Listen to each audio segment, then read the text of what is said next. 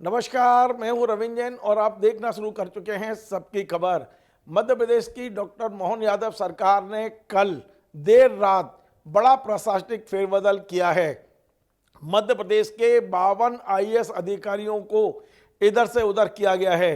42 अधिकारियों के तबादले किए गए हैं, 12 जिले के कलेक्टर बदले गए हैं और लगभग 10 आईएएस अधिकारी ऐसे हैं जिनके प्रभार में बदलाव किया गया है। या तो उन्हें एडिशनल जिम्मेदारियां दी गई हैं या उनकी एडिशनल जिम्मेदारियां वापस ली गई हैं।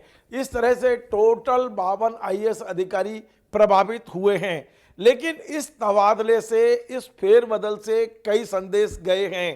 पहला संदेश तो यही गया है कि बेशक कोई भी अधिकारी मुख्यमंत्री का कितना भी लोकप्रिय हो, मुख्यमंत्री का कितना भी नज़दीकी हो, यदि मध्य प्रदेश के प्रशासनिक खांचे में यदि फिट नहीं है तो उसे हटाया जा सकता है।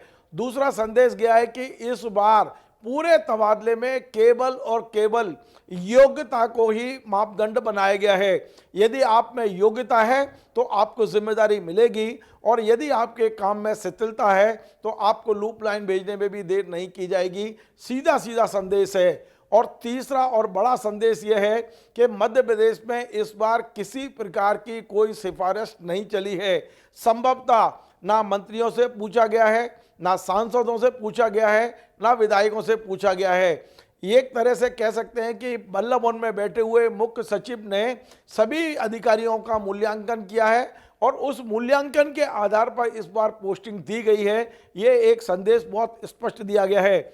मैं आपको बताऊं, भरत यादव बहुत अच्छे योग्य अधिकारी हैं, मुख्यमंत्री सचिवालय में सचिव रहे हैं और वे मुख्यमंत्री के बेहद भरोसेमंद अधिकारी थे।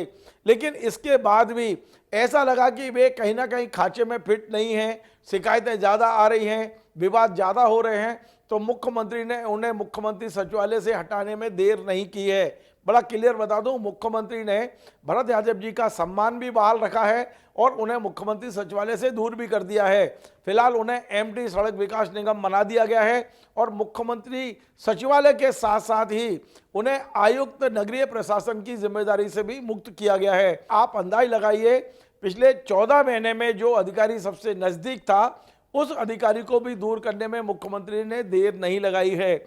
मुख्यमंत्री के एक और चहेते अधिकारी थे और उनका नाम था प्रताप नारायण यादव। वे नागरिक आपूर्ति निगम में एमडी थे। लेकिन इनको भी ऐसा ही लग रहा कि इनके काम में कहीं ना कहीं शिकायत थी, कुछ आरोप भी लग रहे थे उनके ऊपर। मुख्यमंत्री ने उन्हें हटाने में भी एक सेकंड ही लगाया और योग्यता के आधार पर आप अंदाज लगाइए, जो व्यक्ति मुख्यमंत्री का खास माना जाता था, जिस व्यक्ति ने एक संदेश दिया हुआ था कि वे बहुत निकट हैं, उन्हें सबसे हल्के विभाग में भेजा गया है। डिप्टी सेक्रेटरी मछुआ विकास निगम जो मत्स्य जो मछली विभाग है वहां भेज दिया गया है। तो अंदाज लगाइए, तीसरा एक और अधिकारी जो मुख्यमंत्री सचिवालय में सचिव थे, अविनाश लवानिया जी, जो मध्य प्रदेश के पूर्व गृह मंत्री नरोत्तम मिश्रा के दामाद भी हैं, उन्हें भी भोपाल से विदा कर दिया गया है और उन्हें एमडी विद्युत मैनेजमेंट कंपनी में भेज दिया गया है, जबलपुर में पोस्टिंग कर दी गई है। मैं एक बात और बताऊं कि पिछली शिवराज सरकार में काफ़ी पावरफुल रहे इंदौर के पूर्व कलेक्टर मनीष सिंह को लेकर तमाम सारी बातें थीं, लेकिन इस बार उनकी योग्यता का मूल्यांकन हुआ और उनका वजन बढ़ाया गया। अब अंदाज लगाइए, यदि पूर्वाग्रह से ग्रस्त होते तो शायद मनीष सिंह को कहीं लूप लाइन भेजते, लेकिन मनीष सिंह जी की योग्यता का फायदा लिया गया और जेल विभाग का सचिव भी उन्हें दे दिया गया। उनके पास सचिव परिवहन की जिम्मेदारी पहले से है, उनके पास में और भी कई जिम्मेदारियां थी। इसके बाद मनीष सिंह को सचिव जेल का भी एडिशनल चार्ज दे दिया गया है। तो मैं आपको ये बताने की कोशिश कर रहा हूं कि जो अधिकारी काम के हैं उनसे काम लिया जाना तय है, जो अधिकारी रिजल्ट देंगे उनकी नियुक्ति होना तय है। इस फेरबदल ने इतना बड़ा संदेश दिया है मध्य प्रदेश की ब्यूरोक्रेसी को और मुझे ऐसा लगता है कि मुख्यमंत्री और मुख्य सचिव ने मिलकर इस पूरी सूची को फाइनल किया है। तीसरा हो सकते हैं केवल राजेश राजौरा जी की भूमिका रही हो, चौथा कोई व्यक्ति इस पूरे फेरबदल में कहीं दूर दूर तक दिखाई नहीं दे रहा है।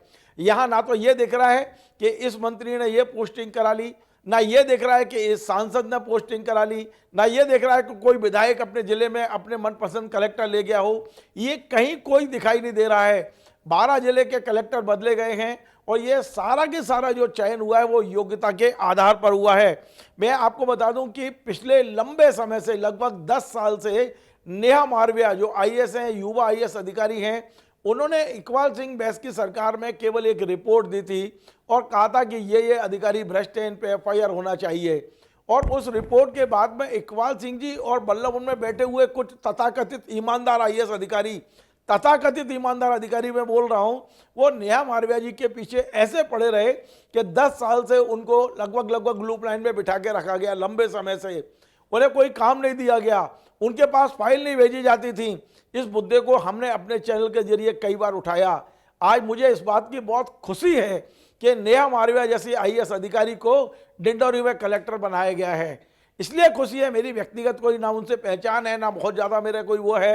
हाँ, ये जरूर मैं हम लोग यहाँ बैठ के देखते हैं कि एक ईमानदार, एक अच्छे आईएएस अधिकारी है, उसका हम लोग उपयोग नहीं कर पा रहे थे।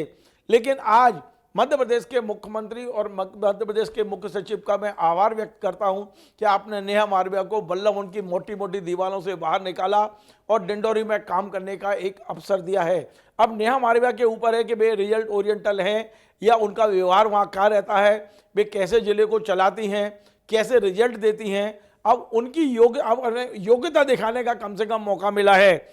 इसी प्रकार से मैं आपको बताऊं कि प्रवीण अटायत जो सीहोर में कलेक्टर थे, बहुत अच्छा काम कर रहे थे, लोग तारीफ कर रहे थे।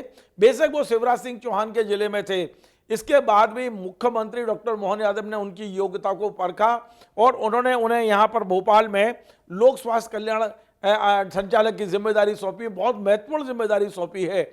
आप अंदाज लगाइए, जो आईएएस अधिकारी शिवराज जी के नज़दीक थे उन्हें भी जिम्मेदारी सौंपी गई है, जो उनके खिलाफ थे उन्हें भी जिम्मेदारी सौंपी गई है, और ऐसे अधिकारी जिनके बारे में शिकायतें थी उन्हें दूर करने में भी बिल्कुल टाइम नहीं लगाया है। एक बड़ा चौंकाने वाला नाम मेरे सामने आया है और वो है डॉक्टर फटीस राहुल हरिदास। ये बड़वानी जैसे छोटे जिले में कलेक्टर थे, लेकिन इनका काम करने का जो स्टाइल रहा है वो सरकार को भा गया। और यही कारण है कि बड़वानी कलेक्टर से उठा के, और ये कोई बहुत ज़्यादा नहीं है, 2012 बैच के अधिकारी हैं, सीधा मध्य प्रदेश हाउसिंग बोर्ड का उनको कमिश्नर बना दिया गया। अंदाज लगाइए, ये जो सेक्रेटरी के पद है वहाँ एक जूनियर आईएएस को बिठाना, लेकिन ये काम का ही रिजल्ट है। आप जैसा काम कर रहे हैं आपको उसके अनुसार ही पोस्टिंग मिल रही है। ये बहुत बड़ा उदाहरण है हरिदास जी को लेकर। एक और अरविंद दुबे साहब, वो पहले भी मध्य प्रदेश मुख्यमंत्री सचिवालय में रह चुके हैं, इसके बाद रायसेन में लंबे समय तक कलेक्टर रहे और उनकी योग्यता को देखा, क्योंकि काम करने की उनकी जो क्षमता है उसे देखते हुए उन्हें वापस लाया गया भोपाल और उन्हें मुख्यमंत्री सचिवालय में तैनात किया गया। मैं आपको बता दूं कि ये जो निर्णय हुए हैं सारे के सारे, मैंने इसके पहले भी अपनी खबर में कहा था। लिस्ट आने से 2-3 दिन पहले मैंने खबर बनाई थी कि इस बार जो फेरबदल होगा वो बहुत चौंकाने वाला होगा। इसमें ना दलालों की चलेगी, न सिफारिश चलेगी, या यदि कुछ चलेगा तो केवल और केवल आपके काम की योग्यता चलेगी। और वही हुआ इस पूरी सूची में, योग्यता के आधार पर, चाहे वो विवेक श्रोती जी को टीकमगढ़ भेजा गया हो, ऐसे कई उदाहरण हैं मेरे सामने कि जो अधिकारी काम के हैं, जो रियल ओरिएंटल हैं, उन्हें सही जगह पोस्टिंग देने की इस बार कोशिश हुई है। हो सकता है कुछ छोटे मोटे उदाहरण ऐसे हों जिसके साथ अन्याय हो गया हो अनजाने में, लेकिन कोशिश पूरी दिखाई दे रही है सूची में। एक बड़ा उदाहरण मैं बताता हूँ किशोर कन्याल जी का। किशोर कन्याल जी जब शाजापुर में कलेक्टर थे तो उन्होंने एक ट्रांसपोर्टर के साथ में मिसबिहेव किया था और उनके खिलाफ कार्रवाई करने में मोहन यादव जी ने 1 मिनट नहीं लगाई थी, उन्हें तत्काल हटाया था। बोले इस समय से यदि मिसबिहेव करेंगे तो हम कलेक्टर नहीं बनाएंगे। लेकिन बाद में उनके काम को देखते हुए श्योपुर भेजा गया। श्योपुर में ये कह के ले जाया गया था कि वहाँ विजयपुर के चुनाव हैं, भारतीय जनता पार्टी की प्रतिष्ठा दांव पर लगी है। किशोर कन्याल जी के वहाँ रहते हुए भारतीय जनता पार्टी का कैंडिडेट हार गया। अब माना यह जाता था कि यदि कलेक्टर के उसमें यदि कैंडिडेट हारा है तो उन कलेक्टर को लूप लाइन कर दो, हटा दो, कहीं लूप लाइन कहीं भेज दो। लेकिन किशोर कन्याल काम करने वाले अधिकारी हैं। श्योपुर में भारतीय जनता पार्टी की हार के बाद भी किशोर कन्याल जी को श्योपुर से लाके गुना जैसे बड़े जिले का कलेक्टर बनाया गया। अब अंदाज लगाइए आप कि किशोर कन्याल जिन्हें शाजापुर से आपने हटाया, इन्हीं मुख्यमंत्री जी ने हटाया, श्योपुर में रिजल्ट नहीं मिला, इसके बाद भी रिजल्ट यानी राजनीतिक रिजल्ट, मैं प्रशासनिक रिजल्ट की बात नहीं कर रहा हूँ, पॉलिटिकल रिजल्ट नहीं मिला, इसके बाद भी उनकी योग्यता का मूल्यांकन हुआ और किशोर कन्याल को गुना जैसा बड़ा जिला मिला। तो इस सूची में ऐसे तमाम सारे उदाहरण हैं जिससे बिल्कुल स्पष्ट संदेश है कि इस बार कोई राजनीतिक सिफारिश नहीं, कोई दलाली नहीं, कोई आप मेरा तेरा नहीं हुआ है। इस बार सभी अधिकारियों को कसौटी पे कसा गया है, उनके काम के मार्क्स दिए गए हैं, मार्क्स के आधार पर उन्हें पोस्टिंग दी गई है। और मध्य प्रदेश में यदि 2 साल ऐसा होता है तो मेरे को पूरी उम्मीद है कि मध्य प्रदेश राजनीतिक हस्तक्षेप से मुक्त होगा या प्रशासनिक कसावट आएगी और अधिकारी भी एक मन से काम कर पाएंगे, अपनी पूरी योग्यता से काम कर पाएंगे।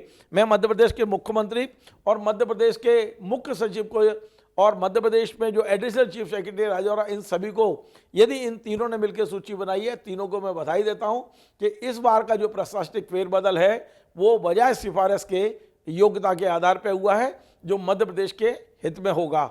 आपको हमारा कार्यक्रम पसंद आए, आप इसे शेयर करें, लाइक करें, कमेंट करें और आपसे बार बार निवेदन है हमारे इस चैनल को सब्सक्राइब अवश्य करें। धन्यवाद।